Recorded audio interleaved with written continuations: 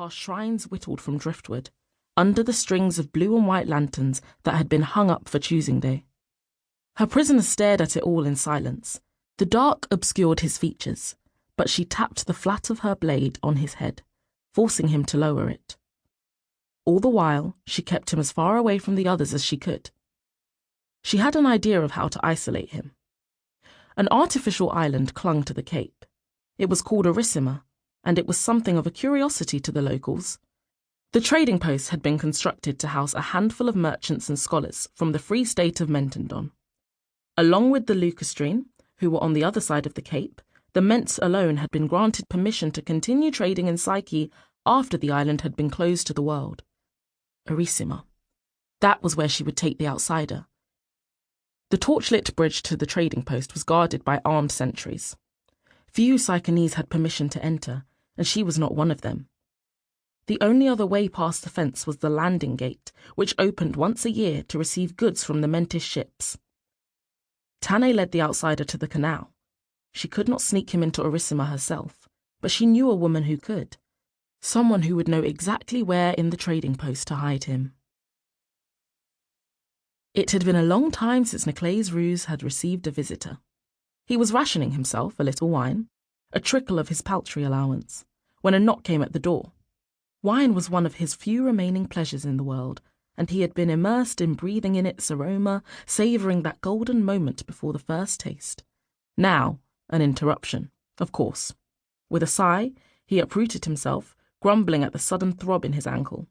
Gout was back once more to vex him. Another knock. "Oh, do shut up," he muttered. Rain drummed on the roof as he groped for his cane.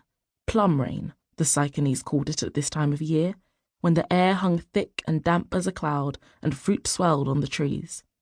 He limped across the mats, cursing under his breath, and opened the door a fraction of an inch. Standing in the darkness outside was a woman. Dark hair fell to her waist, and she wore a robe patterned with salt flowers. Rain alone could not have made her as wet as she was. "Good evening, learned Dr. Roos," she said. Niclais raised his eyebrows. "I strongly dislike visitors at this hour, or any hour." He ought to bow, but he had no reason to impress this stranger. "How do you know my name?" "I was told it." No further explanation was forthcoming. "I have one of your countrymen with me. He will stay with you tonight, and I will collect him tomorrow, at sunset." "One of my countrymen?" His visitor turned her head a little. A silhouette parted ways with a nearby tree. "Smugglers delivered him to Psyche," the woman said. "I will take him to the honoured governor tomorrow." When the figure came into the light from his house, Niclais turned cold. A golden-haired man, just as drenched as the woman, was standing on his threshold, a man he had never seen in Arissima. 20 people lived in the trading post. He knew every one of their faces and names, and no Mentish ships would arrive with newcomers until later in the season. Somehow, these two had entered unseen. "No," Niclais stared. "Saint, woman, are you trying to involve me in a smuggling operation?" He fumbled for the door. "I cannot hide a trespasser. If anyone knew, one night, a year, our heads will be sliced from our shoulders regardless. Good evening." As he made to shut the door, the woman jammed her elbow into the gap. "If you do this," she said, now so close that Niclais could feel her breath, "you will be rewarded with silver, as much of it as you can carry." Niclais Ruse hesitated. Silver was tempting. He had played one too many drunken games of cards with the Sentinels and owed them more than he was likely to make in a lifetime. So far, he had stalled their threats with the promise of jewels from the next Mentish shipment, but he knew well that, when it came, there wouldn't be a single wretched jewel on board, not for the likes of him.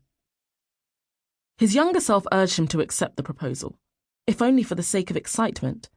Before his older, wiser self could intervene, the woman moved away. "I will return tomorrow night," she said. "Do not let him be seen." "Wait!" he hissed after her, furious. "Who are you?" She was already gone.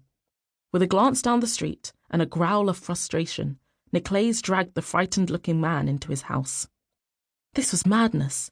If his neighbours realised he was harbouring a trespasser, he would be hauled before a very angry warlord who was not known for his mercy. Yet, here Niclais was.